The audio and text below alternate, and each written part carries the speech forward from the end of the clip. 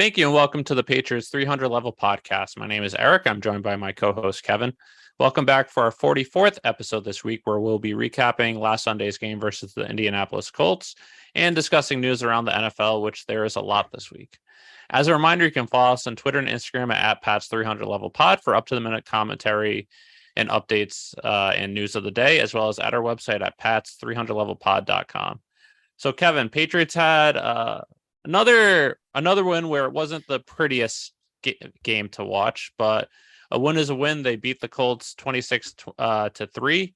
You were at that game, which, fortunate for you, you didn't have to listen to that awful announcing. But what was your thoughts just being at the game and the game in general? I think, like you said, it's another game where a win's a win, so it wasn't the prettiest of things at all. And we kind of talked about this going into the game, where they were going to have some challenges on offense, where they're facing a top 10 defense in the league, so it wasn't going to be as easy and pretty as some of the other games. So, yeah. It was a win. Can you tell anything from this win? Not really. I don't think. The only thing you can really tell is that the Patriots can and will be able to beat any kind of middling team and any sort of rookie, or the Patriots can expose a lot of things on people's teams and make them look actually worse than they actually are. But that Colts offense really does not look good at all based on the offensive line. But the one thing that is concerning would be our offensive line. I think that's the biggest thing you can kind of really learn coming out of this game, where you're still having struggles on the offensive line and they haven't really fixed anything. And losing Andrews in that middle of the line, I think is really hurting them too. So I think that doesn't help from him not being there. But in order to do anything this year, if they want to have any hopes of getting into the playoffs, having at least the playoff win, they need to correct that offensive line, because everything starts there. So any of this talk about Mac Jones not looking good in this game, you put Tom Brady in there, he would have the same effect by how bad the offensive line was this past week. So Brady might be a little better, but I don't think it's fair to say that they'd have the exact same results. But Brady wouldn't look like Brady, just like Brady 2019 Brady. He would look exactly how he looked in 2019 and exactly how he looked last game. This last game against the Rams, except for that last drive, basically. So, but other than that, they had a good flyover for the game, so that was good. 4 fighter jets this time. I think it's the first time I've ever seen 4 in a fighter jet formation, so that was actually kind of cool. Oh, really? I live in San Diego near Miramar, Top Gun, so I see them a lot, but it's still pretty cool when you're at the game and seeing the flyover. I think one of the biggest takeaways the last 2 weeks is not only how bad the offense line has been, but how important David Andrews is for this offensive line. Cole Strange, PFF grades from week 4 to week 7. He was the 6th ranked offensive guard. The last 2 weeks he was benched and was ranked 62nd out of 64. Just showing that it could just be the defensive fronts he's going up against are better, and there's more tape on him. So defense coordinators are understanding how to attack him. But I feel like also the communication from David Andrews is a big thing as well that has probably helped as well. The right tackle situation, that's something that they have to figure out. Just wasn't great with Cannon being on IR now. In the run game, he was actually pretty good, but he was bad in pass protection, and Isaiah Wynn has been bad. He was okay as a guard. He was better than he was at right tackle, but still, they have a bye week coming up. They have time to try and correct it, but the season, they're getting into that tough stretch where they don't have too much more time where they can try and tinker with things to find out the best rotation. They have to try and figure it out soon, or else the season could be lost. Yep. Yeah, completely. I think Kajust in the run game actually was pretty good. I think because he's kind of big, and I think that really helps. But in the passing game, and I forgot who it was that I kind of tweeted out a bunch of different clips of him, but I think it was Taylor Kynes. Yeah, Taylor Kyles. But it seemed, I'm not sure if he's got short arms, but I think that's what they were saying. It looks like his arms are actually kind of short when he's trying to pass block, and I think that's what's really hurting him. But I don't know. They have to do something. Where I was kind of a little hopeful about him getting the start. I was a little excited to see what he was going to do, and he didn't. There wasn't really any change from what it's looked like the last few weeks, Yeah. and it's just a sieve coming from that right side. So they need to do something by either get some more chipping involved, have another running back back there. They got to do something because whatever they're doing isn't working. And the thing is, the Colts defense, they have a lot of very fast and athletic guys in their front seven.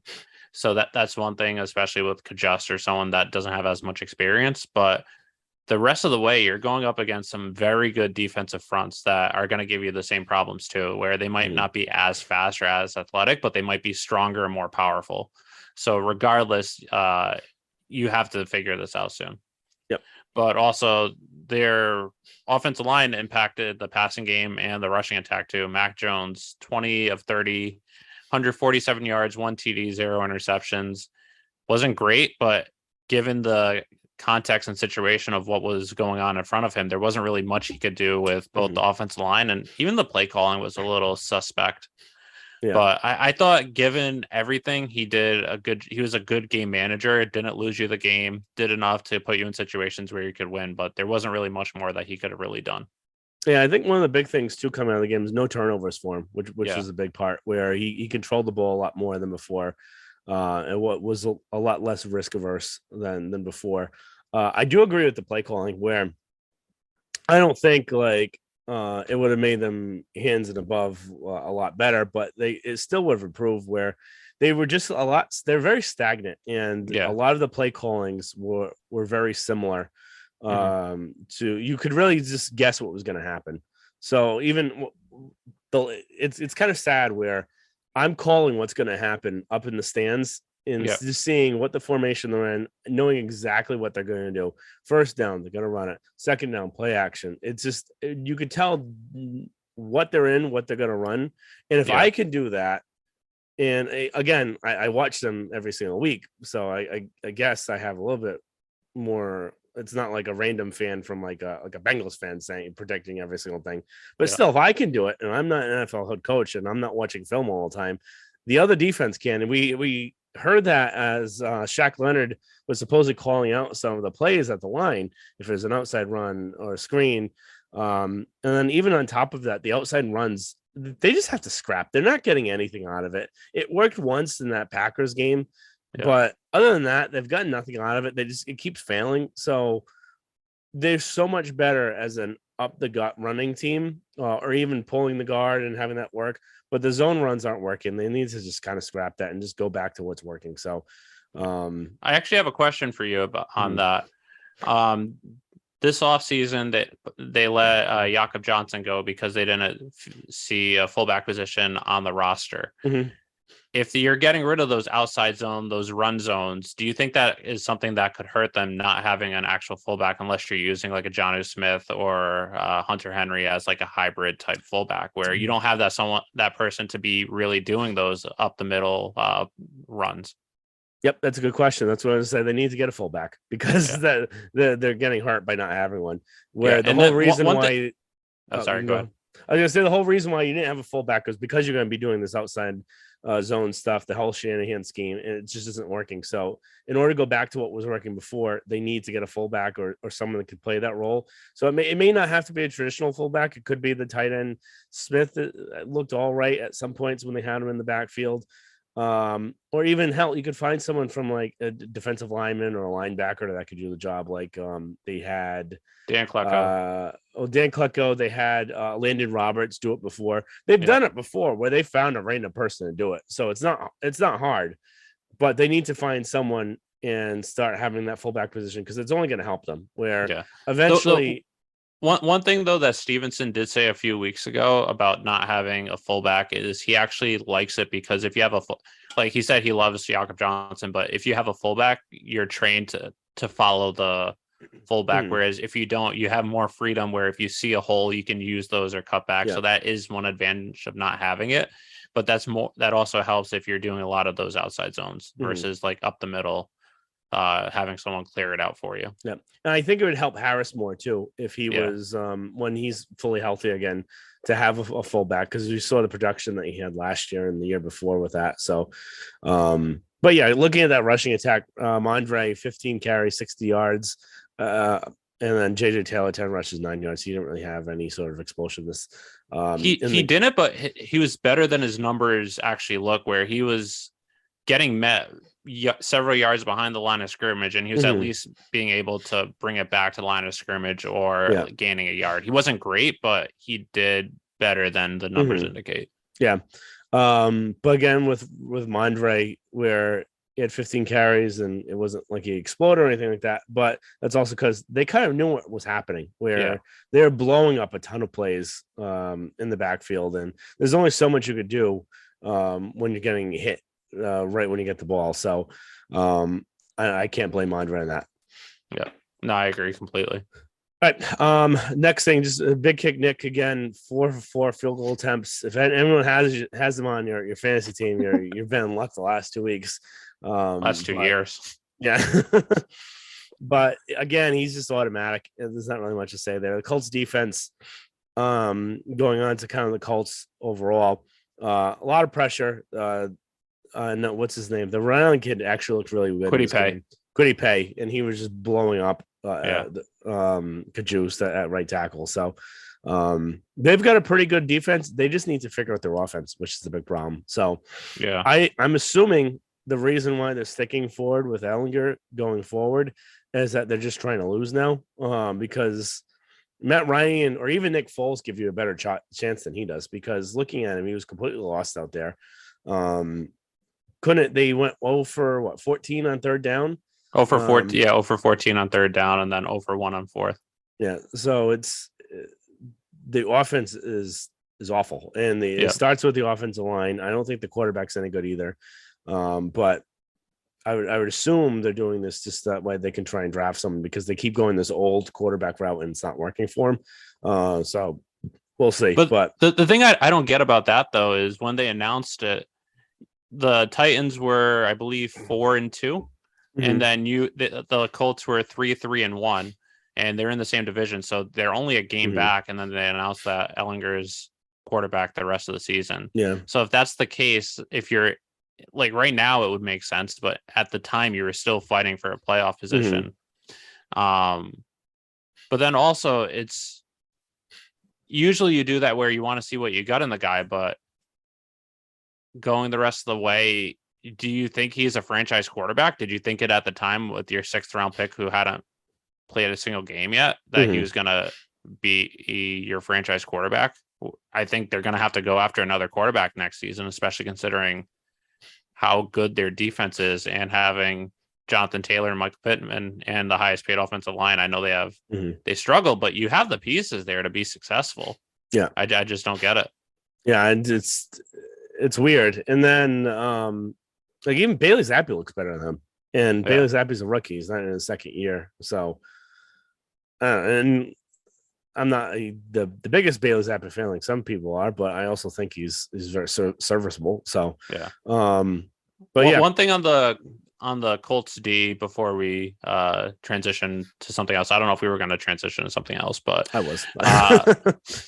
One person that really impressed me was Bobby Okereke, where he was all over the field. I don't know if you noticed it being in the stands, but pretty much every run, he was in the backfield, sometimes in passes. He was really good job in coverage. I believe this is his 4th year and he's a free agent at the end of the season. I could be wrong on that, but I believe that's correct. He seems like someone that Bill could actually go after, where you have a hole at linebacker right now. Bill historically signs people that are very productive against them. So he might be someone where I don't think he's going to bring in the biggest contract, but he is very productive. And he's also someone I met last year. But I wouldn't be shocked if you see Bobby Okereke on the Patriots this offseason. That's a good point. I didn't recognize it, but I was also his only negative play that I noticed was he was the one in coverage against Stevenson for the touchdown.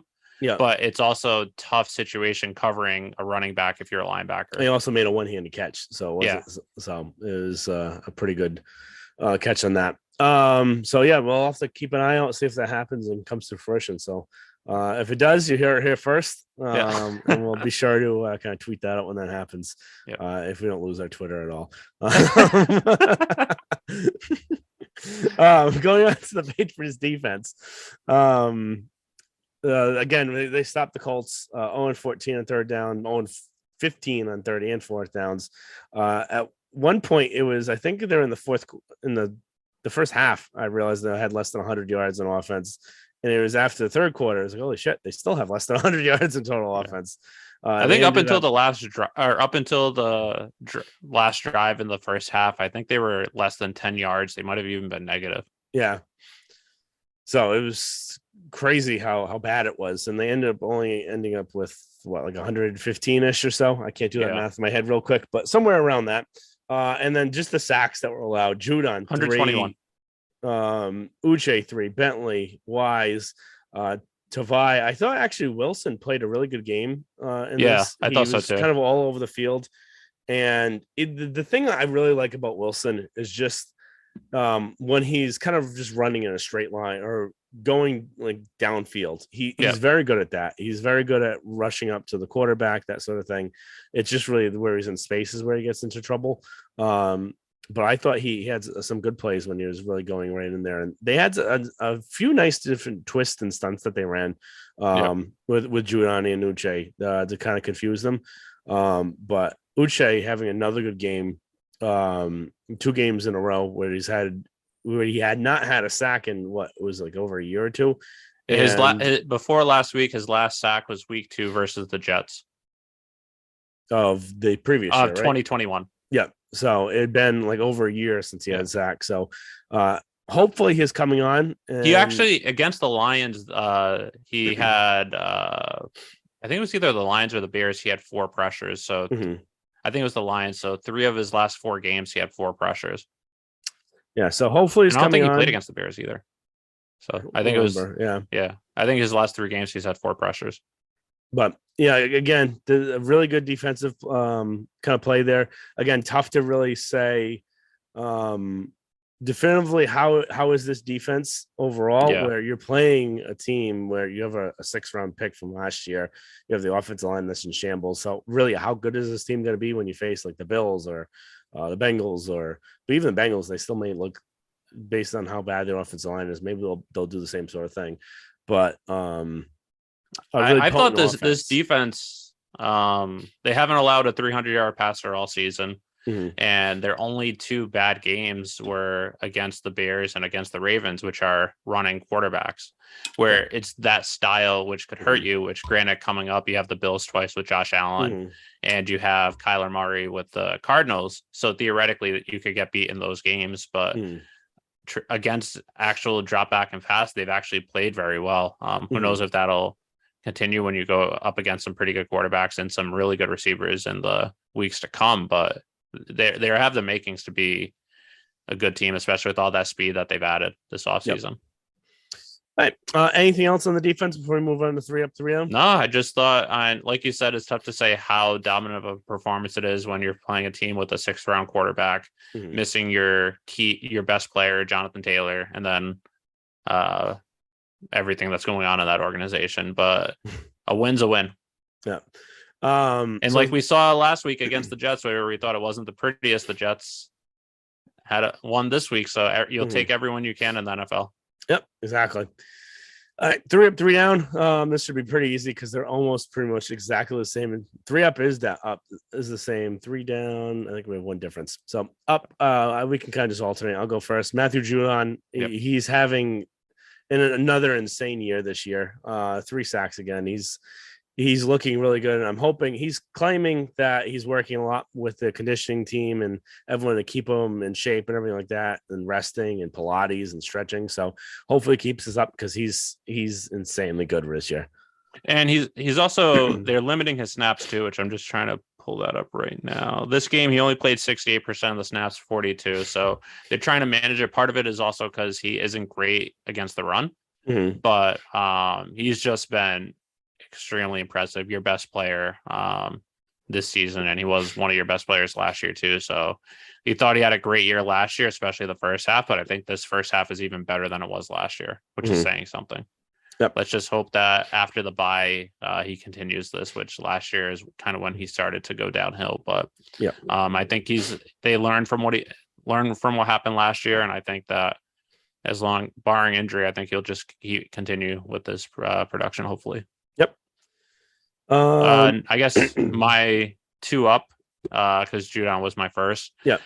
Jonathan Jones just having a very sneaky good year. I think Pro Football Focus has him as top 10 cornerback, which he's been playing mostly outside this year, which usually in his career he's playing slot, and he hasn't really missed a beat. They aren't playing as much man, so that helps him a little bit, but he's just been all over the field. He had the pick six. He had the block punt, which was a really good play, but really good timing by him to get off his man right before the snap so that the punter wouldn't see it and then go and rush and block. So he had another really good game.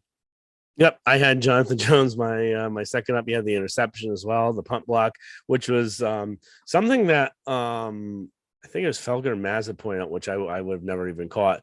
But Bill had made the comment that it was the play was drawn up by both Cam McCord and Joe Judge, which is actually kind of saying that Joe was actually maybe helping out in special teams this year, which is probably for the better because I think we all don't really have any faith in Cam McCord from the last 2 years. But from last year, yeah. 2020, they were the best special teams team in the NFL. But yeah, really good game by him. Not really much to really say other than that. Just a really good play overall for him. Yep. Next one that I had and you have would be Josh Uche. Again, three sacks. He's really coming on. I want to kind of see him against a better competition to see if that stays true and to see if he's really gaining anything. Is he more than just a sub pass rusher? Can he be kind of a 3-down player? I'd like to hopefully think he can, but we'll have to see. But even just considering the teams you're going up against the rest of the season and the style of play that they are, you don't necessarily need him as a 3-down. If you're just using him in pass situations, that's kind of what you need him for. I know it would be great if he's 3-down, but even if he just has this production in the past, that's going to do a lot for your defense. Yeah. All right. Who's your last? And then my fourth up, which once again, big kick Nick, 4 for 4 with field goals. Once again, 3 field goals from 40 plus. It's just insane how automatic he is. And his third kick actually put him into 5th all time in field goals made in Patriots history, which is insane considering he's only played the equivalent of 3 seasons with the Patriots and he's already 5th overall. Just another great season and just old reliable. Yep. So I have the same exact thing. Not really much to say there. It's been coming how good he has been. He may end up being your MVP this year again. So it's just crazy to think about. All right, going to 3 down. First one, Patriots offensive line. Again, they're garbage. They need to get better. They have to get better in order to end up doing anything this year. So we did talk about that earlier. So not much extra to add there. Yep, that's who I had as my number 1 down, and not much more to say other than what we already said. So I'll go into my number 2 down. Once again, have to see how many times that this is this year and also last year. But Jake Bailey, he actually had a couple punts which are actually pretty good, but then he had I believe a 31-yard punt, which was because of a lucky bounce where I think it was only 15 or 20 yards past the line of scrimmage. And then you got a lucky bounce, and then the worst punt I've ever seen in my life, which was a 7-yard punt, which was just shanked out of bounds. So I don't know what the hell is going on. He had a really good week last week, but you have the bye coming up this week, so maybe they'll try and figure it out. But if you don't, they have a punter that they signed to the practice squad. You might see some practice squad elevation of that guy, game day elevation of that guy going forward, because you can't have Jake Bailey punting 7 yards against these teams that are coming up down the stretch for you. Yep. Yeah, exactly. Especially if the offense isn't doing enough to score a whole bunch of points where you need field position. And it's crazy that he went from being an all-pro punter back in 2020 to being so inconsistent and sometimes Yeah. terrible. And it's not only that he was so good, he was really good last week too. So the Mhm. inconsistency I don't get. 2 weeks ago he was awful. Last week he was really good, and then this week he was awful. And Yeah. even yesterday, some punts were really good. Some were the worst punts I've ever seen in my life. So I don't know what the hell's going on. Yeah, it's like his first punt, and I remember I was actually kind of interested to see what was going to happen because he was punting with the wind. So I was like, if he gets a hold of this one, it's going to be a really good punt, and he did. It was a huge hang time, far Yep. punt, and then the next punt he had is where it was a low snap, but he had no one rushing him. He could have Yeah. taken his time, punted it, he rushed it, and he hit it like 20 yards. And Yeah. then I don't know, they just got to figure out whatever's wrong with him. I think And it go must. forward. My guess is it's all mental because Yeah. he's still doing kickoffs, and his kickoffs he hasn't had any issues with those. So if Mm-hmm. it was injury, you would think maybe that you'd see some decline in that, but he's consistent with kickoffs. It's just the punts. I don't know. Yeah. All right. And then my third, this is gonna be where it's different. So I can see why you had yours. Mine's Yeah. just Matt Patricia, for a few different reasons. One is just the offensive play calling.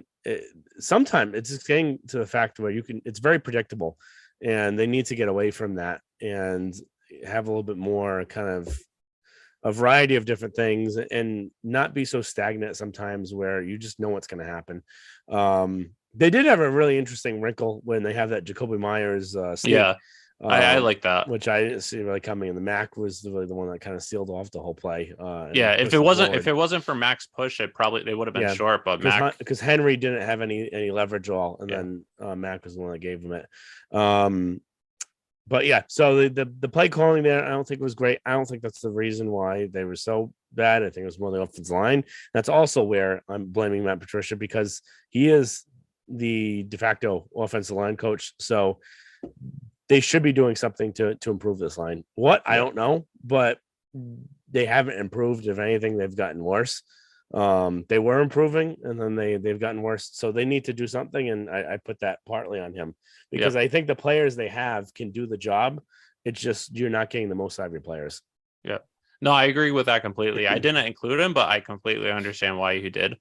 And then even one thing with just the play calling that I meant to talk about, but we just didn't, is with the pass protection, especially in the first half, the play calling I think got a little better in the second half, but in the first Mhm. half, Mac had zero time to throw, but all the plays were pretty much go routes or plays where you need time to Mhm. for it to develop, and there weren't any underneath routes where it would be one thing where you have one or two guys going deeper on a long route, but you have some underneath where if it doesn't, you don't have enough time, you can throw it out quick. But there wasn't Mhm. any of that, which caused Mac to either get sacked or just throw it away or try and scramble. So Yep. that was one thing. It looked like they adjusted it a little bit as the game went on, but the play calling the past couple of weeks hasn't been great. But my three down was Kendrick Bourne. There is I believe on the first drive where he was a few yards short of the first down. Mac hit him right in the hands and he dropped it. It would have been Mhm. close if he got the first down, but that's something where you have to catch it, especially if you want to get playing time. And then he had the fumble later on in the game. He has fumbled it a few times. I'm starting to see why he has been playing as much this year, Mhm. which is kind of disappointing considering he is, when he gets the ball in his hands, he's one of your best playmakers. But looks like it's a lot of miscommunications or just not being mentally prepared. Yep. Yeah, I was gonna say I completely agree with why you have him there. It was between him and Matt Patricia, so I picked Matty P. But yeah, I think I had said this to you. I don't know if it was over text or in one of the last couple pods, but he just doesn't seem mentally all there this year. So I don't Yeah. know if that was the same reason last year too. Um, and they just coached him more, and maybe Josh spent more time with him, or even Mike Lombardi or Mick Lombardi, not Mike Yeah. Lombardi. But yeah, it just doesn't seem mentally all focused this year, and I can see why he may not be getting. He wasn't getting the playing time at first. But yeah, all right. Going on trivia, this should be an interesting one. Yeah. So following yesterday's game or this week's Mhm. game, Matthew Judon has 11 and a half sacks. Okay. Dietrich Wise has 5.5 sacks, and Okay. Josh Utre has 4 sacks, with all four of them being in the last 2 games. So you Mhm. could theoretically project 3 players on the Patriots having 10 plus sacks this season. How many teams, if ever, have ever had 3 players in double-digit sacks? And if it has happened, when was the last time? Oh God, 3 players. It has happened this last time, so I'm gonna say it has happened because you wouldn't have had this question if it hasn't. I probably would have had it, but I wouldn't have I wouldn't have termed the question the way worded the question the way I did. What decade? Most recent? Yeah. 2010s.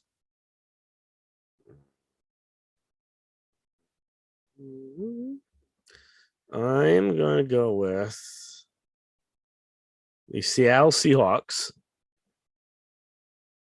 in 2013. Okay. And how many times do you think this has ever happened in NFL history, if you had to guess? 3 times. Okay, so the Seahawks never had it. The last team was the 2014 Buffalo Bills with Mario Williams, Marcellus, Darius, and Jerry Hughes. And they also had it in 2013 to the Bills. But surprisingly happened 21 times in NFL history. Oh, that's actually surprising. Yeah, I would have never guessed it was that much. All right. That's pretty interesting. But moving on to 5. Actually, it's gonna be 5 questions with a bonus 6 question this week. So, first one. Which celebrity would you want to buy the Washington Commanders? I don't really care. Yeah, I think of someone. Who would you just want to see being an owner? I need so they're projected to sell for $7 billion, so it needs to be someone that has $7 billion. I kind of don't want to see Jeff Bezos, so someone else besides them. I don't want John Henry. I don't want Fenway Sports Group. I'm gonna say Thomas Edward Patrick Brady. Yeah, but I don't think he's going to. He could be a very minority owner in the team. Oh, this is just a big hypothetical fun question. Not like who realistically could afford them. All right. Revisiting a question from last year. After I gave Dan Orlovsky the kiss of death. Who's your favorite NFL analyst, local and national? Local, I'm sticking with Mike Reese, but I'm also adding Zach Cox because I really like Zach Cox. Mm-hmm. And then if Taylor Kyles too, if you don't follow him, he's more of just like an actual analyst, not like reporter. Mm-hmm. But he has really good film breakdown. So I'm going to go with those 3 for local and then national. I'm going to go Rich Eisen and Pat McAfee. All right. So I was going to say Mike Reese too. He I like a lot. Kyle's is really good. I don't know what you really count him as, local, national. And then Matt Chatham. Chatham is too. Really good. He's not officially an NFL analyst anymore, but really good opinions on the. That's why team. I didn't include him. But if you're including him, the 4 of Chatham, Mike Reese, Zach Cox, and Taylor Kyles. Yep. Nationally, this is really hard because I don't really think there's any good national ones out there. Pat McAfee, I would say number 1. I don't know if I count him as a full-fledged just because not a real NFL analyst, but I'll go with Pat McAfee there. Next one, a little fun one. So the Patriots' latest renovations that they're doing in the Gillette Stadium include the largest outdoor screen in the U.S., the lighthouse, and then the connection between the Putnam seating. So only part of it really affects most fans. So there's a lot of teams now getting new stadiums. The Titans are getting a new stadium. Had one. Their current stadium is the same design as Gillette and was made around the same time. Bills are getting a new stadium. The Bears are getting a new stadium. I would assume between the two of us, we'd both agree they don't need a new stadium. I wouldn't want a new stadium because if they did, they'd probably do it in like Boston. I have no desire to go there for a game. I'm assuming based on how much money they spent into this too, they're gonna keep doing renovations. So quickly, because this question is taking forever for me to say, what would you like to have on the docket next for them to improve at Gillette? The parking situation. We don't park there for games. We have a secret spot, but if you were to park in the game, even for training camp or like the preseason game or the preseason practice, if you park there, you're stuck for hours on end to get out. There's the season ticket holder practice in the stadium that I went to maybe 5 years ago. where I parked, and it took me 2 hours to get out of the parking lot. And there's only 10,000 people that went to that. So I'm going to the parking. I'm going to say do what the Dolphins have and have the covering for just the fans, but leave the stadium, like the field, open air. So that way they still have the weather, the wind, the elements, but the fans are covered. So that's fair. I would say that way any rain or snow you don't have to really worry about. That's fair, but it also makes it enjoyable. I remember the Cowboys game a few years ago where it was just downpouring. And granted, I'm a youngish and healthy-ish. So like for me, it was fun. And those are the games that you remember being in. But like if they lost that game, it would have been miserable. Oh yeah. And the older I get, the less and less I like doing that sort of stuff. Yeah. So all right. If Thomas Edward Patrick Brady was on this team, what would their record be? And this comes after just seeing Tom Curran having two different takes that are completely conflicting. One saying that Mac Jones is completely regressing and is the reason why the team's doing bad. And then the other one being that if you had Tom Brady here, it wouldn't look that much different. So Patriots right now are 5-4. I'd say they would be 7-2 right now. With the only differences being the Ravens, where that was close until the fourth quarter, where they had some turnovers, and then the loss in overtime versus the Packers. So I think they would have won both those games. But I think the current on the field product would look similar just based on what the offensive line has been. Yep, I'd completely agree. I think they'd have two more wins. That Ravens game with the turnovers, and then the Packers games, because you were able to contend by really doing nothing. So, but yeah, agreed. I don't think the offense will look really much different. It would kind of look like it did again, how it looked in 2019 at the end, where it looks kind of the same. And even how Brady looks this year with the Bucks, where it's not his fault, but he's got nothing around him. His receivers isn't trust. His line stinks. He's got nothing around him. He doesn't have a running game. So, but yeah. All right. Because we've already seen two coaches fired. If you had to hire a coach right now, and it'd have to be someone that's available, obviously. So you can't go picking like Belichick off of the Patriots or something like that. So if you had to hire a coach right now, who would you hire if you had a coaching availability? Brian Flores. In my opinion, he's a top 5 head coach. He shouldn't have been fired. He overachieved all his years with Miami. Maybe not the last season, but they were 1-8, and then he still ended with a winning record. So Brian Flores by far. Yep, I'd say Brian Flores. And then just to give another name, because since you mentioned him, I would say Sean Payton, just because he's going to be out. That was my second. It'll be interesting to see where he goes after this year, because it seems like he wants to get back in the coaching sooner rather than later. Yeah. And then last question for a bonus. Through 9 games, Judon leads the NFL with 11.5 sacks. Will he set the Patriots' all-time sack record of 18.5 by Andre Tippett? Andre Tippett is 18.5, so he'd have to get at least 19 or 18.5 to tie. I'm going to go with yes. I know that he fell off the end of last season, but I think he's in better condition. And with 8 games to go, barring injury, that's just on average 1 sack a game.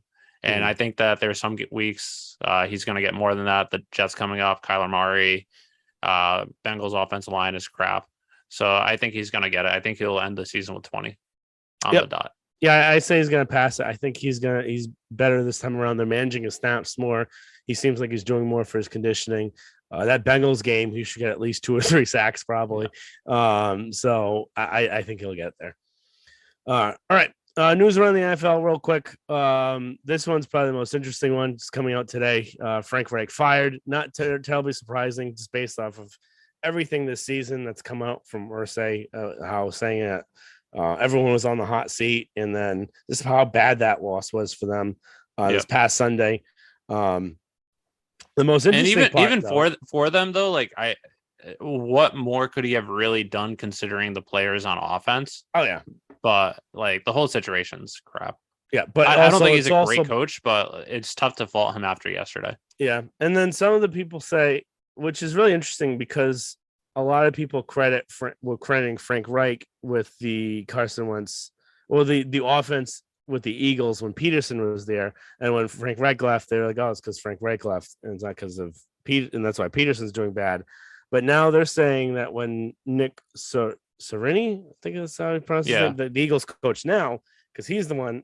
He was on Reich's staff when he left. They're blaming the loss of him, but I don't know. I just think he gets part of the blame because he was the one that wanted Wentz. He's the one that wanted Ryan. Between him and Ballard are the one that picked the quarterbacks. So yeah, you kind of are what you get. So, but the most interesting thing is Jeff Saturday being hired as their interim head coach, having zero college and NFL coaching experience at all. He's only coached high school football for I think 3 years. Having no experience whatsoever. The press conference, some of the quotes getting out there tonight were kind of interesting. Let me see if I can still find them. But while you find it, I'll just say last week when he was an analyst, he tweeted out the Raiders look horrendous, and he's facing the Raiders upcoming. Where was it? I have to find it. It was Nick Paula. Was it Paula?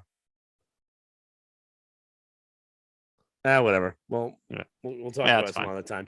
But if you can, just try and Google and the press conference to see some of the quotes that were coming out there. I know he was one of the things that Irsay was saying was that he was like lucky to find him, that he was still available. But just very interesting. It'll be interesting to see what happens. Some people are claiming that this helps improve Flores' suit against the NFL but there's nothing like illegal about what they did here. Again, it's a interim coach. You don't have to go through the whole process for an interim head coach as a regular head coach. So next one, Tom Brady come from behind win against the Rams. The team looked horrible the whole game, and they still ended up winning at the end. So just a really good game. They were going up against a Rams team that is, I think it's crap, but yeah, Tom Brady just once again shows that when he needs to be, he can be Tom Brady. Yep, exactly. Bills lose to the Jets 20-17. Interesting that they ended up losing and then only scoring 20 points. But again, the Jets defense is pretty good. Allen was hurt on the last play. Second to last play. Was able to throw. It doesn't sound. It sounds just like a sprain, is what they think it may be, and not like a tear or anything like that. Even though a sprain is technically a tear, but not like a major one. Yeah. But it is always interesting when you hear about the UCL, because that is what causes Tommy John surgery. So it'll be interesting to see what happens there for that. And then the Bills head coach Sean McDermott said more news, or they're expecting he's being evaluated today with more information to come out tomorrow or Tuesday, which is when this is going to be posted probably. Yep. And then Chiefs, they barely beat the Titans, who had a quarterback go 5 for 16, no completions to wide receiver. And the team had only one first down after 5 minutes to go in the second quarter. So I don't know what the hell is going on over there. But I think that just proves to show that even in the AFC, we said the two best teams by far are the Bills and Chiefs, and then everyone else. And then they showed this week that still it's the NFL, anything can happen. Yep. And then Packers losing the Lions. The Packers are basically fucked. So I don't know how they're going to turn the season around. The biggest thing you want to kind of hit on the path to the playoffs of the Patriots. So you want to kind of harp on this, and I'll let you give you the floor here. Okay, so I'll just go into it. So right now, Bills, the first 4 seeds are pretty much guaranteed outside of the AFC North. Bills 6-2, they're probably going to win the AFC East. Chiefs are 6-2, they're probably going to win the AFC West.